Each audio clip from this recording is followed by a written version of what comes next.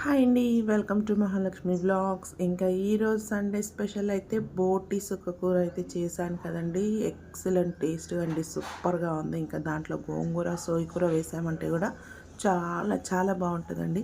నేనైతే ఓన్లీ సుక్కకూర వేసి అయితే చేశాను. చాలా అంటే చాలా బాగుందండి. ఇంకా ముందుగానైతే ఇలా బోటిని అయితే బాగా కడుక్కొని అయితే పెట్టుకోవాలి.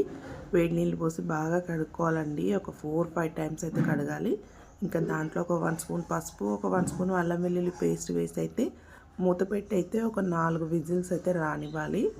నేనైతే ఒక 4 విజిల్స్ అయితే రానిచ్చాను. అంత లోపటనైతే నేను సుక్కకూరనైతే కట్ చేసి పెట్టుకుంటాను. ఇంకా తీసి ఇవన్నీ ఫ్రెష్గా తీసి అయితే కట్ చేసి అయితే పెట్టుకుంటానండి.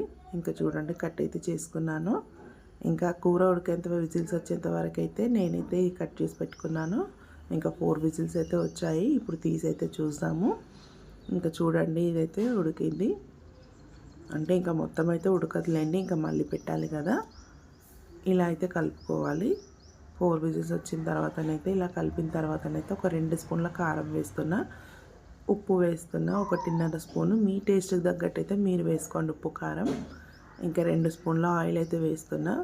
ఇంకా వేసిన తర్వాత ఇలా కలుపుకోవాలి మొత్తం. చూడండి, ఇలా అయితే కలుపుకోవాలి. ఇలా కలుపుకున్న తర్వాత నేను మీడియం సైజు అయితే ఇలా టమాటాలు తీసుకుంటున్నానండి. చిన్నగా ఉన్నాయి ఇవి కాబట్టి ఒక 4 టమాటాలు తీసి అయితే కట్ చేసి వేసుకుంటున్నా. ఒక 4-5 పచ్చిమిర్చి వేసుకుంటున్నా. కొంచెం కొత్తిమీర పుదీనా వేసుకోవాలి దీంట్లోనే.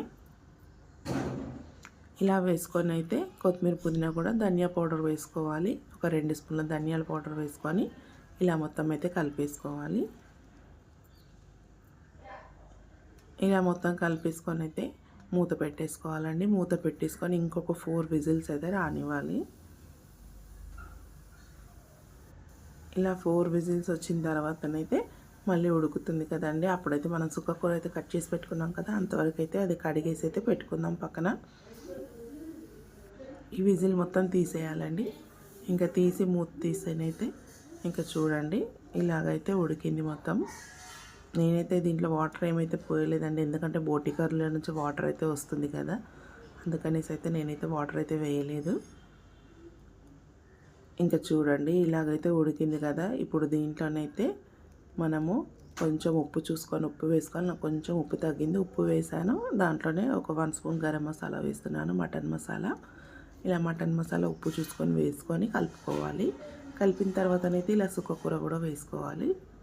కడిగి పెట్టుకున్న సుక్కకూర వేసుకొని కలుపుకుంటున్నాను.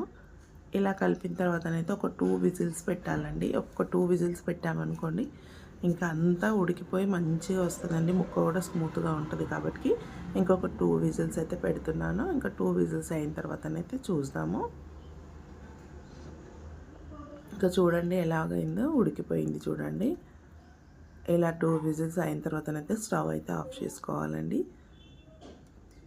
సూపర్ టేస్టీ యమ్మీగా చాలా బాగుంటుందండి. సుక్కకూర వేసి చేసామంటే బోటి కర్రీలోకైనా, చికెన్లోకైనా, మటన్లోకైనా సుక్కకూర, సోయకూర, పుంటికూర వేసి చేసామంటే గోంగూర చాలా బాగుంటుందండి. సూపర్గా ఉంటుంది. మీరు కూడా ట్రై చేయండి.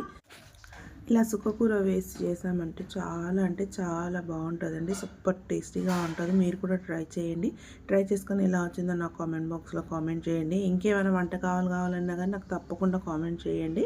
కామెంట్ చేస్తే నేనైతే వంట చేయడానికి అయితే తప్పకుండా ట్రై చేస్తానండి. నచ్చితే మాత్రం ఒక లైక్ ఇవ్వండి. Thanks for watching.